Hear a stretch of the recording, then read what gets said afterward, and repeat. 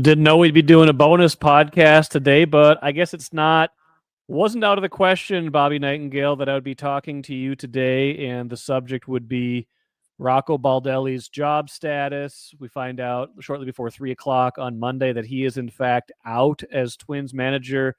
7 years, 3 AL Central titles, but 4 of the last 5 years did not end in the playoffs. And I think the last 2 years in particular, which I think Derek Falvey referenced in the release that went out, really were maybe what sealed the deal. Just didn't really live up to their own internal and even external expectations.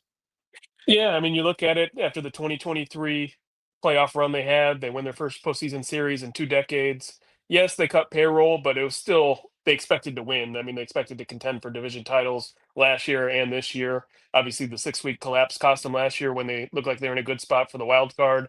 And this year, they just never caught fire. I mean, they had the 13-game winning streak early on, but outside of that, I mean, they played really poor baseball. Obviously, it got blown up at the trade deadline. That probably signaled if you're going to go in a different direction, that's probably the time is when you're going to blow up the roster. But yeah, I don't think anyone faults him for the second half after everyone got traded. The white flag was kind of already raised, but if you go the 2 years in the aggregate, 2 years you expected to win, and you miss the playoffs both years, especially a 90 loss season, that usually leads no matter how close Derek Falvey and Rocco Baldelli are to each other and how much they like each other, that usually leads to a change. I mean, this to me speaks to kind of a sentiment that when things are going wrong, someone's got to take the fall, right? Like nobody, I don't think Twins fans would be excited to go to the ballpark next year if they just said, hey, let's try it again with everything the same. That doesn't mean it's Rocco's fault. I think we can parse blame different ways, and you can say some of it's bad luck, some of it's player development, some of it's the players he was given, some of it's probably whatever he was doing to the buttons that he was pushing that just didn't get it done. But someone had to take the fall for a 70 and 92 season and the collapse last year, and it ends up being him. Is that fair to say, do you think? Yeah, I mean, I don't think there's one reason why this year didn't work. Partially it's probably on the front office for not putting the roster that they a better roster on the field. Obviously, ownership cut payroll 2 years ago after they had the momentum of the playoff run, and you have Joe Ryan saying to our colleague Phil Miller, losing Sonny Gray, how much that hurt, and they didn't really have an adequate replacement, and some of the young guys, the young prospects they thought were going to contribute this year, especially pitching wise, weren't ready, and either injuries or underperformance. So a lot of things went wrong this year, but I think it comes down to they collapsed last year. Derek Falvey backed Rocco and said, "Hey, we'll run it back, but we're going to do a lot of changes." I mean, they fired their hitting staff last year. They went into spring training with all these new goals. We're going to do things differently. We're going to do on-field batting practice. We're going to do go about things a lot differently. And they did all these things. And then prior to the trade deadline, they still had a losing record. And when they had a chance to kind of save their season, they faced the Rockies, lost a series there, lost a series to the Dodgers, lost a series to the Nationals. And this is kind of what happens, but it felt like he had two cracks at it. It was like last year, the collapse happens, and it was like, okay, you have a second chance at this, minus the hitting coaches, and obviously it didn't get fixed. Did you get the sense at all from being around him over the last few weeks, couple months of the season, that he saw the writing on the wall, or was he kind of bracing for this? Because I'm obviously not around him barely at all, but there was a quote in I talked to Phil Miller about this on a podcast like a week or two ago. There's a quote that he gave for like the 1 year anniversary of the collapse story that's made me think, man, I think this is a guy who knows he's about to get fired. But did you sense anything from him? Not outright. Like I'd be surprised if Derek Falvey didn't at least give him some type of heads up. I mean, he was asked about it in the final series. Yeah. He said he hadn't heard at that point. I asked him Friday, had you heard about your job status? But I mean, obviously he knew if you lose 90 games, this is kind of what happens to 90 loss managers. There were 6 teams that lost 90 games this year. Now 5 have fired their managers, and the other ones, the Angels and Ron Washington, had a heart procedure, and he was out. He wasn't managing half the year. So all 6 of those managers of the 90 loss teams could have all lost their jobs this year. So I'm sure he knew that it was a possibility in the end. But I think he did a good job, and he acknowledged it, that he focused so much on just kind of the new style of play, making sure they're running the bases hard. They had a decent road trip at the end. I mean, they went 3-3 in Texas and Philadelphia. Can never say the team quit on them or anything like that. But I think he focused on the day to day. But I think big picture wise, he at least knew some type of change was coming. I mean, if it wasn't him, I'm sure it would have been part of his coaching staff again. But after two losses, 2 seasons that you expect to win that end up losing, missing the playoffs for the last 5 years, I think he's been around baseball long enough to know that something was going to change. What then do they look for in a new manager? Because I mean, in a lot of ways, he was what they wanted, at least in terms of how he went about his business, how he was willing to collaborate, how he was kind of a forward thinking with data, things like that. Like, so what do they? How do they then look to replace someone who was kind of their, or seemingly at least the prototype for what they wanted? Yeah, I mean that's the question. I mean, Derek Falvey and Jeremy Zoll are going to talk Tuesday. Are they going to try to find someone that's kind of the opposite of Rocco and more of like a disciplinarian type? I mean, Rocco is more of a players manager, laid back, um, let players kind of get ready on their own. Maybe they go a different style, but it's going to be a young roster no matter how you look at it. I mean, the pitching staff is pretty young outside of Pablo Lopez, Joe Ryan, Bailey Ober, and how many of those three are going to be back next year, we don't know. There could be more trades and depending on what payroll looks like next year. But the position player side, especially, I mean, the infield's already young when you look at Luke Keeschel, Royce Lewis, Brooks Lee that were in there at the end of the year, outside of Byron Buxton, you could have a completely new outfield with Alan Roden, who ended the season on the injured list, but also prospects like Walker Jenkins and Emmanuel Rodriguez. So there is a new wave of young players coming through. I think it'll be a person that's going to focus on development. I think is probably going to be the big thing because I mean that's what held them back this year. They had so many young hitters that did not take a step forward. Whether it's Royce Lewis, Matt Wallner, Edward Julian, Jose Miranda, a lot of those young guys that they were counting on, some of them former first round picks, just did not take meaningful steps forward in the last year or two. And so I wouldn't be surprised if they went someone with like a strong player development background, which Rocco had that too, but just another voice to bring in. Is the manager really responsible for player development to that degree? I'm just explain. I mean, what degree is that their job versus, delegating that, and this is more of a big picture, kind of keep the clubhouse together, push the right buttons kind of job. Yeah, I mean, I think it's partially both. I mean, kind of depends what type of team you are. If you're the Philadelphia Phillies, just looking at them at the end of the season, that's a veteran team. I mean, a lot of those guys are 30 years and older. A lot of guys have 10 years of service time. I mean, Max Kepler, Harrison Bader, Bryce Harper, those Kyle Schwarber, those type of guys. Completely different a situation than what the Twins are kind of stepping into. But if you look at the young teams, I mean, that's kind of what around the league, that's what they're pushing for is developing at the big league level. It's saying, okay, Walker Jenkins is going to be 20 years old or 21 next year, and okay, can you make sure he keeps getting better? He's not going to be a finished product when he reaches the big leagues. Royce Lewis looked really good, then he finally struggled for the first time.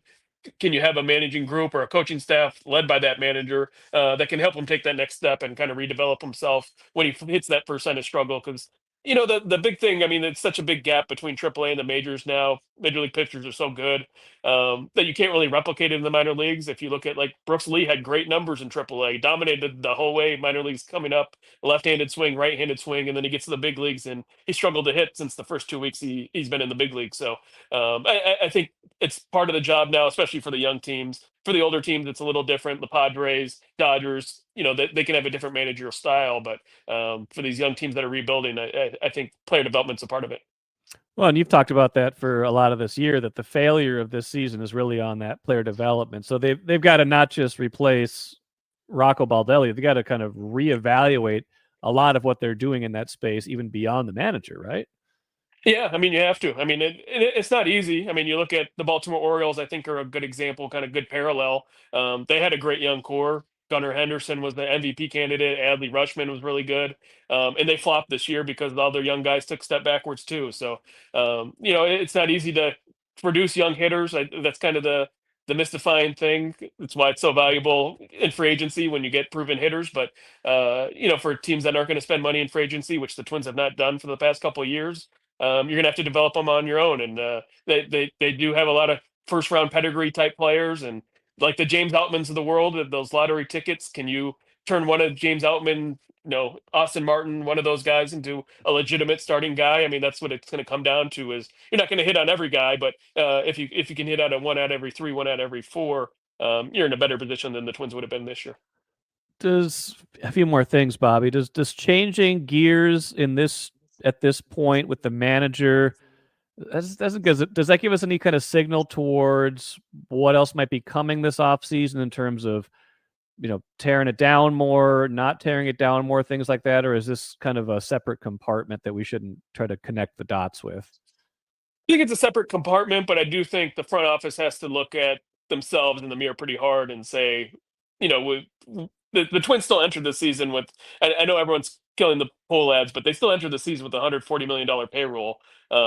Cleveland still made the playoffs with less money. Milwaukee, same thing. So, there are some teams that are doing less and making more out of it. The Twins have to figure out what went wrong. I mean, if you look at the 2023 team to the one they have now, it's completely different style. 2023 was the one that struck out all the time, but they were okay with slugging, great pitching staff. They haven't been able to replicate that at all the last 2 years. Pitching staff's taken a small step backwards, and the hitting's taken a big step backwards. So, they're trying to run the bases more aggressively. I expect them to kind of stick with that a little bit. I think they were happy to at least kind of had an identity of doing a little bit more small ball, that type of thing. But I think that's more of an organizational shift than just one manager. It's not like Rocco is the only person pushing for those things. Right. I was a little confused, I'll be honest, Bobby, by this part of Derek Falvey's statement, obviously the president of baseball and business operations, when he said, "This game is ultimately measured by results, and over the past 2 seasons, we did not reach the goals we set. I take personal responsibility for that. After discussions with ownership, we determined that this is the right moment for a change in voice and direction." So, okay, this is just me editorializing, Bobby, but if he takes responsibility for that, how is firing Rocco him taking responsibility for that?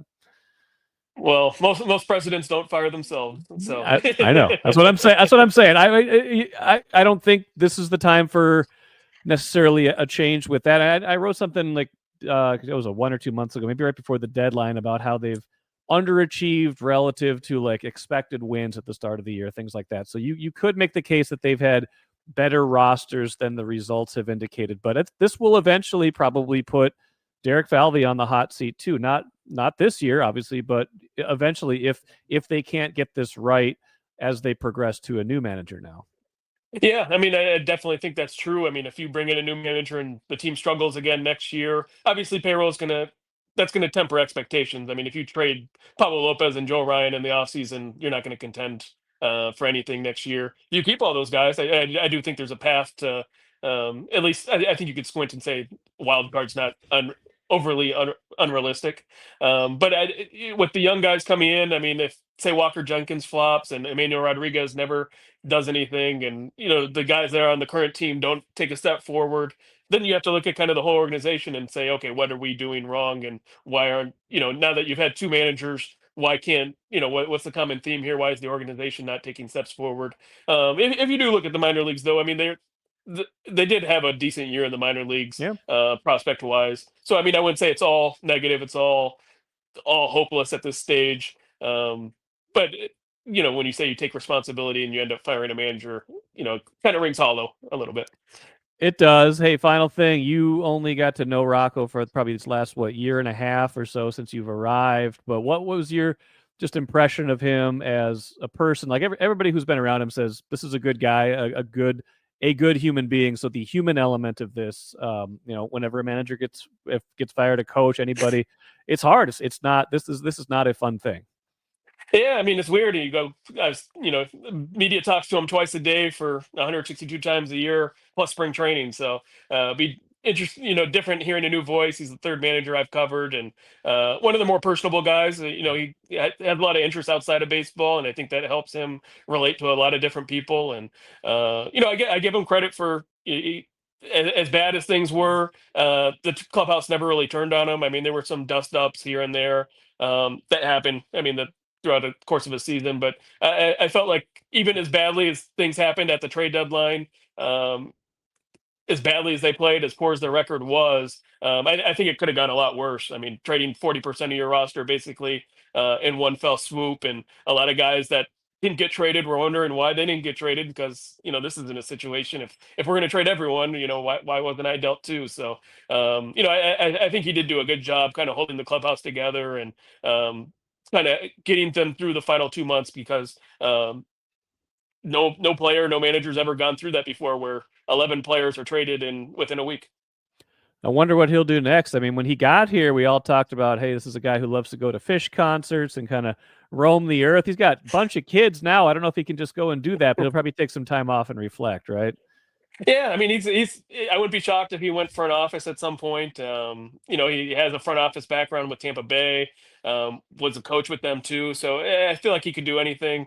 Wouldn't be shocked if he ended up in another manager spot going forward. I mean, he's for what all these front offices look for kind of the analytical style thinking. Obviously, coming from the Rays background, I do think he has a lot to offer. So, wouldn't be shocked if he was a front office guy going forward. Wouldn't be shocked if he got another shot managing in the next couple of years. But obviously, with young kids, maybe that has a bigger impact on what route he chooses.